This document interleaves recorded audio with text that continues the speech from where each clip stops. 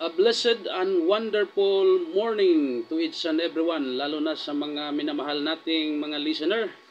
Ang inyo pong kaibigan, Brother Israel Makaray, kasama ko ang aking mga minamahal na mga pastor dito, sina Pastor William Balasanos at si Pastor Roger Bibero.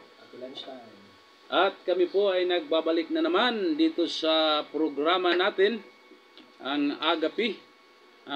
Patuloy na nangangaral ng values education dito lang po sa ating butihing istasyon, pinakamamahal na istasyon, FM station 97.5 DYFFM, unang tugon ng pamayanan. So binabati po natin ang ating mga listener, lalo na yung mga driver na nakikinig din sa ating istasyon, mga nagtitinda, at lalong-lalo na yung mga kabataan natin na tumututok, at yung mga magulang nila na nagsusubaybay sa ating programang Agapi, pangangaral ng values education. So, Pastor William.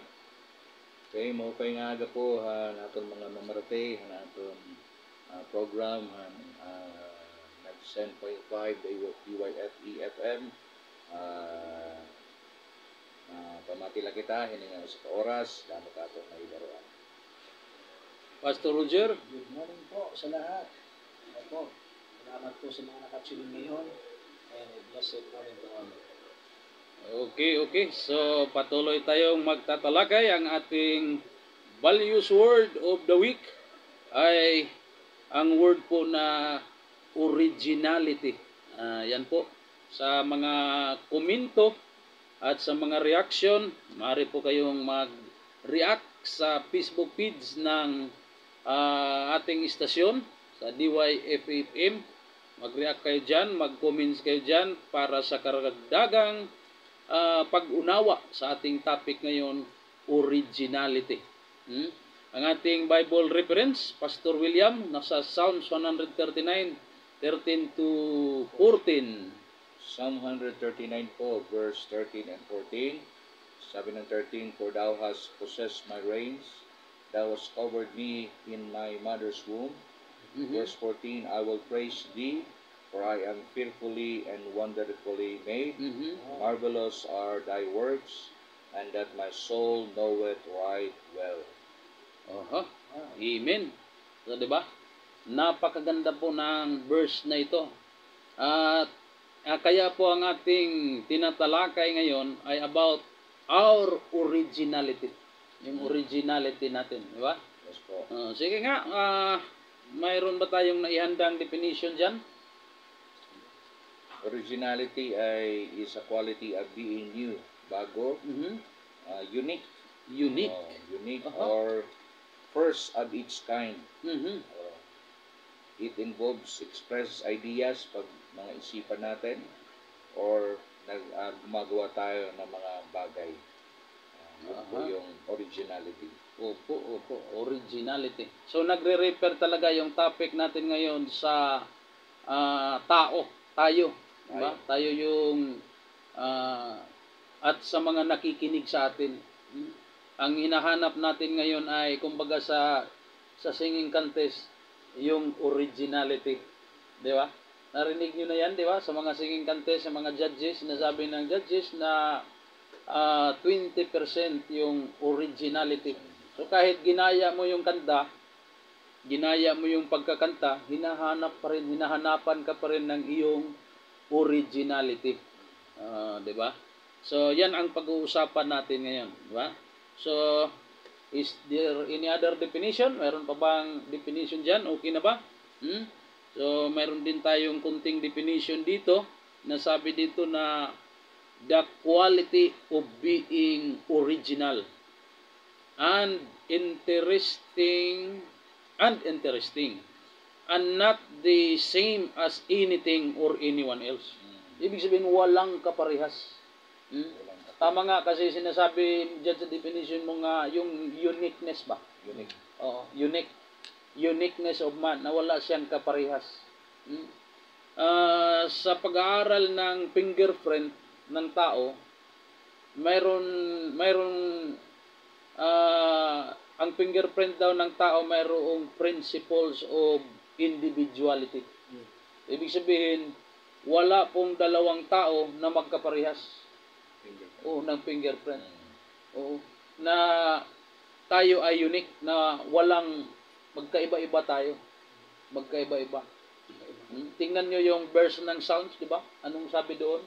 We are, ano yun? Fearfully. Oh, fearfully. Di ba? Mayroon na ba tayong ginawa na parang iningatan talaga natin yung paggagawa na parang takot na takot tayo baka hindi natin maayos, di ba? Ganun daw yung pagkagawa ng Panginoon sa atin. Fearfully and wonderfully. Ibig sabihin, kahit ang Panginoon, nahihiwagaan din sa gawa niya. Oh, grabe, no? Wonderfully made. Di ba? Kahit siya namangha din. Oh, di ba? So, kung ganun ang pagkagawa ng tao, na bawat isa pala sa atin mayroong originality, di ba? Na iyon ang dahilan kung bakit tayo ay nagiging unique, walang kaparehas, di ba? So, bakit hindi tayo sabihin na lang natin, kasi kung bawat pala tao mayroong originality, mayroong uniqueness, ibig sabihin, bawat isa sa atin ay mayroong kakaibang katangian. Na mayroon ako, wala ka, at mayroon ka din, wala si Pastor William. And then, yung kakaibang katangian na yun ang asset mo. Doon ka lalago, doon sila mamamangha sa iyo. Ay yun ang pag-usapan natin ngayon, kung ano ba ito? Ano ba itong mas malalim pa na ibig sabihin ng originality, di ba? Originality. So nagbigay na tayo ng definition. Kadalasan kasi nangungupya lang tayo ng pagkatao sa iba. Kadalasan, di ba? Gaya-gaya, di ba? Naririnig ko na, di ba, mayroong idol. Yun ang ginagaya. Di ba? So, ano bang masasabi natin doon sa mga mahilig gumaya ng ibang personality? Parang nakakalimutan mo na yung originality mo ba? Na mahilig kasi tayo sa, example, ito, magaling kumanta. Yun ang ginagaya. Halos na nga, simula sa buhok niya, sa pananamit, ginagaya din. Di ba? Siguro, makikita natin yun sa yung bagay na nakulangan siguro ng mga advices. Kulang sa advisor, kaya nanggagaya. Confidence sa sarili. Pero pag may guidance, talagang tayo, iba natin sa ita ng Panginoon. Pero ma-discover na yung potential meron siya. At saka yung design ng Panginoon, napakaganda sa bawat individual. Bawat individual. Mayroong disenyo ang bawat individual. So, paano ba yun? Nakakasama ba yung gaya-gaya lang? O kailangan talagang bumalik tayo, discover natin yung original na tayo? Mahirap yung tanong yun. Yung gaya-gaya, ang English dyan ay mirroring. Mirroring, narinig ko na rin yan. Ay salamin na Mirroring. gagayahin mo yung nandoon sa loob. Parang sabi dito, is a person mimics the body language. Ginagaya mo yung body language ng ibang tao. Or verbal habits niya, yung pagsasalita. Minsan lahat na, di ba? Lahat na. Pero yung ano dyan, yung danger dyan, kasi yung tao mayroong strength and weakness. Pagka magaya mo rin. Pag magaya mo yung kanyang weakness, delikado. Okay lang kung gagayahin mo yung kanyang strength. O yung wisdom niya, o gagayahin mo yung positive. Kanyang positive. Okay, gaya-gaya tayo, mali pala yung gaya natin. Kaya madidisgrasya tayo. Kaso baka makopya mo lahat. Makopya. Diba? Kadalasan kasi sa mga kopyang-kopya, dahil nakikipag-close ka sa tao. O nire-research mo talaga, inano mo talaga, na parang Dito na din pumapasok yung mga pagiging, yung mga idol. Idol. Di ba? Si idol ko si ano. Oh. So, ginagaya mo lahat. Lahat na. Anong gusto Diba? mo papansin? Minsan nga, pati pag-aasawa, di ba? Ginagaya mo kung 3 yung asawa, kung 2. Dinadalawa mo na rin. Kasi yun, ang idol mo eh. Dalawa yung asawa niya, 3. Di ba? So, parang ganun kasi yung nangyayari. So, para sa inyo, Pastor, delikado yung mirroring o yung gaya-gaya or baka makopya mo lahat. Di ba? So, okay lang kung ang magaya mo, yung mga positive traits lang. Di ba? Yung mga magagandang ano. So, para sa akin, delikado din yung mirroring kasi nakakalimutan mo yung totoo mong identity. Na yung ginawa talaga yung sinasabi sa Psalms sa 139 na you are fearfully and wonderfully made. So, hindi natin ma-discover yung totoong tayo. Kasi, yun ang original na talagang ginawa tayo ng Panginoon for that purpose. Sa pagkakaalam ko lang. Ginawa tayong, minsan nga pati mukha, di ba? Pinaparitoke, di ba? Kasi di mo magustuhan yung pagmumukha mo. Di ba? So,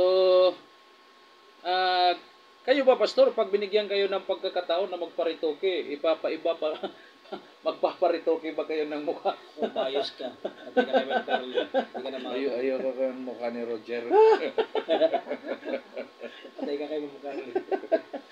Okay na ba kayo sa mga mukha ninyo? Okay na po kami. Kontento na ba kayo? Di ba? Kasi yun ang originality natin eh. Di ba? Bakit pa papalitan? Di ba? Kilala nyo yung artista, si Alan Kay? Di ba? Oo. Kadami na sigurong pira niyan, pero hindi man nagparitoke ng ilong. Diyan siya sumikat na. Sabi diyan siya sumikat.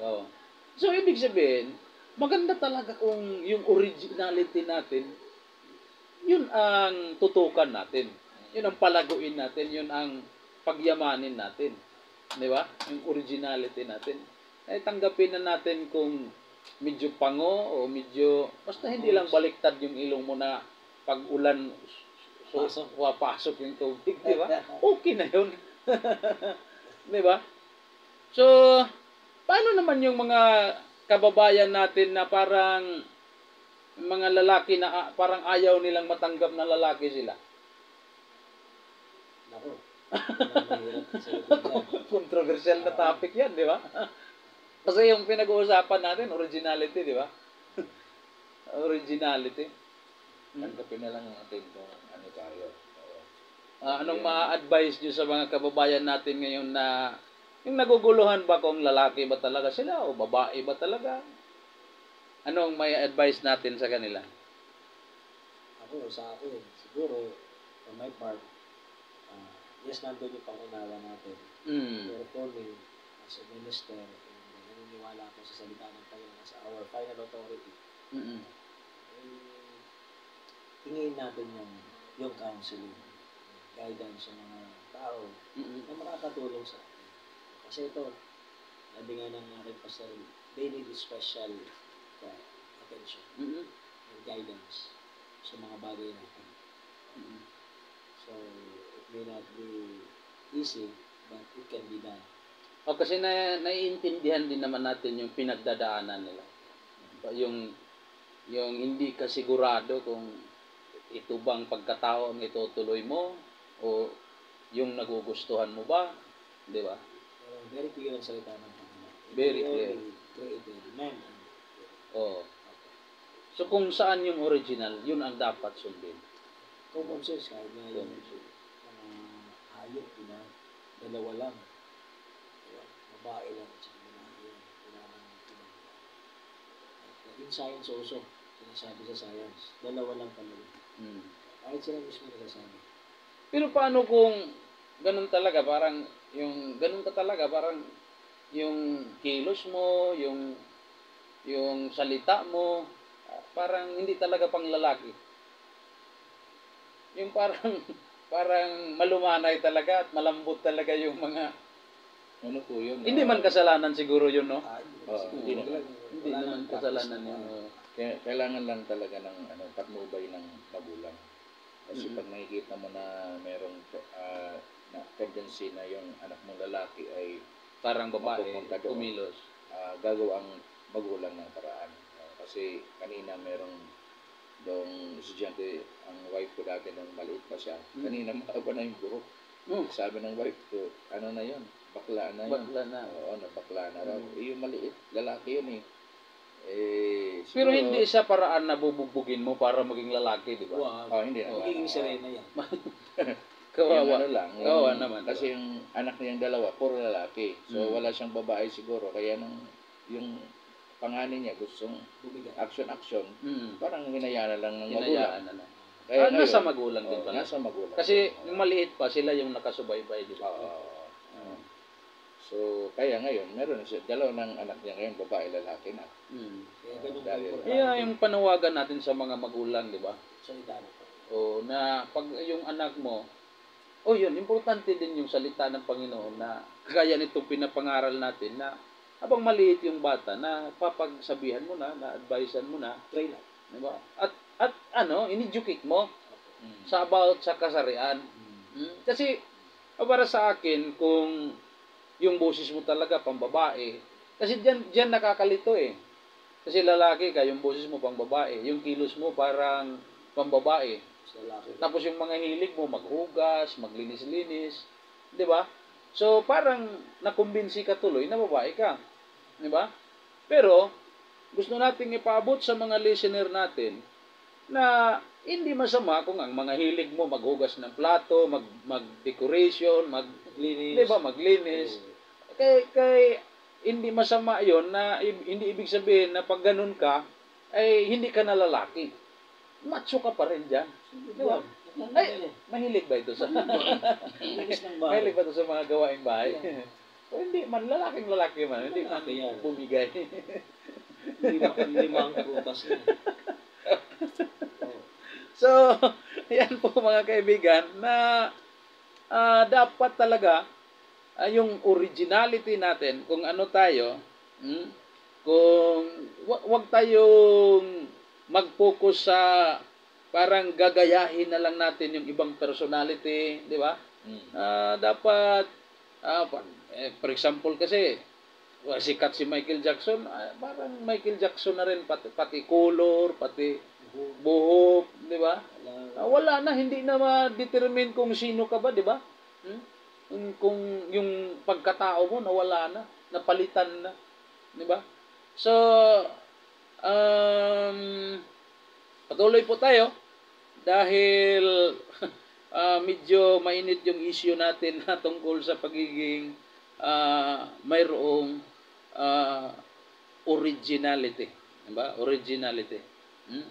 So, kung maging totoo ba tayo sa sarili, kung manatili ba tayo sa kung ano tayo, may mapapala ba tayo? May mga advantage ba o disadvantages ba, di ba? For example na lang sa talent na mayroon tayo, di ba? Yung sa'yo, original ba? Hindi mo ba ginaya? Di ba? Sa mukha, original ba yan? Hindi mo ba ginaya? Sa pananalita, yung iba nga, pati boses, iniiba. Di ba? Tapos yung iba, yung mga kasama na rin sa sa mga ugali. Iniiba, ginagaya yung idol nila o yung ginagaya nilang tao. Meron ring, sabi nga ni Pastor William. So, ano po yung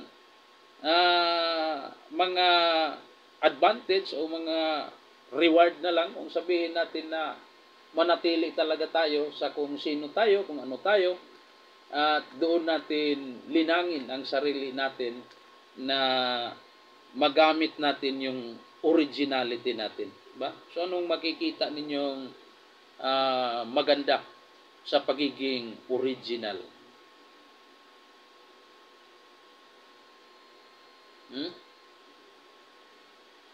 O reward of being original.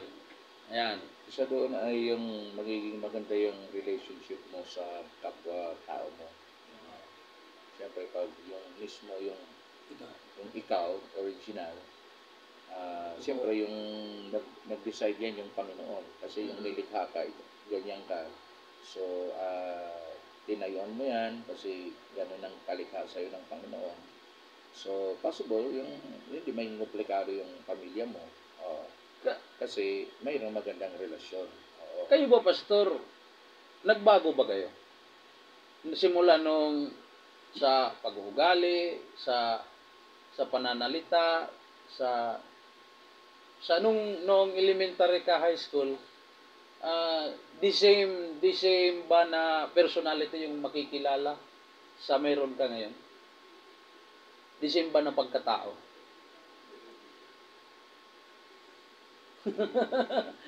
Para sa inyo. Ako, makaraan lang, meron kaming reunion. Oh, sige nga, sige nga. Personality. Anong impression ng mga...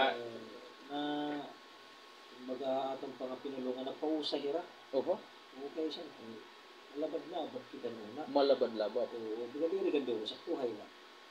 Nung nakita nila, paano ko sa 97.5, meron na kasubaybong na classmate ko. Oh, classmate mo. Hindi siya naka-attend, pero sabi, hindi, mabait na yan si Roger kasi nagkakantsawa na doon. Aha. Kasi ano yan, napapanood ko yan, pastor na daw yan. Ang tanong ko sa iyo, saan ba yung original? Ngayon o yung noon na malabad-labad?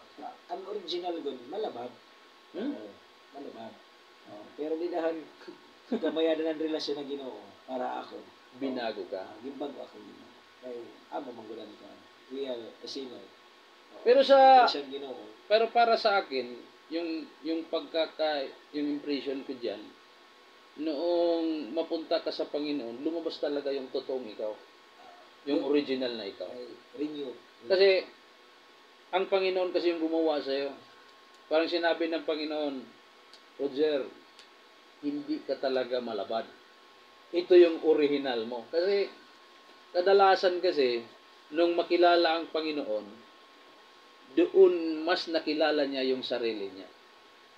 Diba? Masabi ko diyan, yung original talaga, yung kung meron ka ngayon, yun yung originality mo. Diba? Kasi kung pinagpatuloy mo yun, kawawa ka, sabihin siguro ng Panginoon, hindi ganun yung pagkagawa ko sa iyo. Hindi ganun yung plano ko sa buhay mo. Di ba? So, mabuti at nakilala natin yung totoong tayo, yung originality natin. Di ba? About sa iyo, Pastor William, ganun ka rin ba nung nag-aaral ka pa, nung kabataan mo? Yung nanatiling original yung katawan. So ibig sabihin, noon pa talaga, sabi na.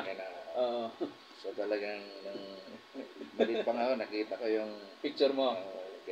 1 year old, 2 years old, nakita ko noon eh. Aha. Kaya, siguro yun. Pero sa ina, possible, sa iba naman talaga yun. Medyo Physical naman yung physically, original talaga yun. Medyo malaki talaga ako. Kaya, gusto na lumita ko, parang mahirap magpaliit. Kasi original na. Original na talaga. So, karakter liwan, ang karakter, ano na, pagkakilalain mo, mabait ka. Mabait ngayon, malabad na. Mas mabait ka pa ngayon. Kasi yun ang mga anggulo na kinuha natin. Yung mga ano kasi kung pipilitin ka ngayon na halimbawa bayaran ka, baguhin mo lang yung pagkatao mo. Mukhang mahirap yun, di ba? Kasi ang pagkakaalam ko, mahirap manggaya. Saan ba mahirap? Gumaya or yung original mo na lang na kung sino ka? Naturally, ito dapat pagkatao, gusto mong natin gumaya. Hindi ko ito may kakailan. Yung tao talaga gusto mong gumaya. Pero yung sa atin na part as Christian, nakakilala sa Panginoon, we want to reach the full potential na binigay sa atin ng Panginoon. Yan ang hinahanap natin. As God's design, perfect design, that we are unique, created by God. So, sa puntong ito, ikaw nakakilala ka sa Panginoon, yun nga maganda, pag meron ang Panginoon, makikita mo yung kilos ng Panginoon, especially sa salita ng Panginoon. And then, paghingi mo ng kalakasan sa Kanya, at talagang ma-reach mo yung bagay na Ginoo, kakaiban pag-create tayo. May dahiya plano nga din, ang kaymayaan, makita nila yung kinatay. Amen. Ay pagka-Diyos na iya naghimo, iya nagpili, iya nagluwas. So, asya ito nga mga butang. And, that's one of the praises na dapat natin na ginawa because God is a good God. Amen. Sa bawat isa.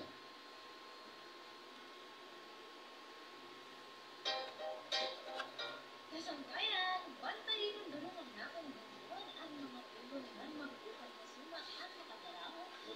Kay bisan nga ni kita diba pa mga nagwawali nga mga pastor may danatong liwat baga ani mo pa ini mga wali niya. May dako kilala nga bisa ng gesture ang picture Subad niya. Gesture manirisin. Bisa na manirisin ang baga susugad. Subad niya kung kinaay do naman. Ba daw? Dire mo pa. Yan away na kumita yan ani yan ang kuha. Tapos ang outline ang amado. Kopya niya tanan. Kopya ko niya kasi nawin na gud ka. Naon na lang. Oo, sa ko. Gusto ko ako pa kayo pa. Wala ko to style. Yan ang pakasugod ko mo. Nawiwir ko na tulad ng mga crossfit kay. Pakasugod ko ako sugad. Oo. Kakaiba ba? Pero pag sikita ko nga Dracula among kabutang. Ano ko? Balik mo sa Oh, pay Dracula. Di ba Dracula mo diya kasi Tapos meron lahat kami yan na sangkay nga. Matiyak kawan.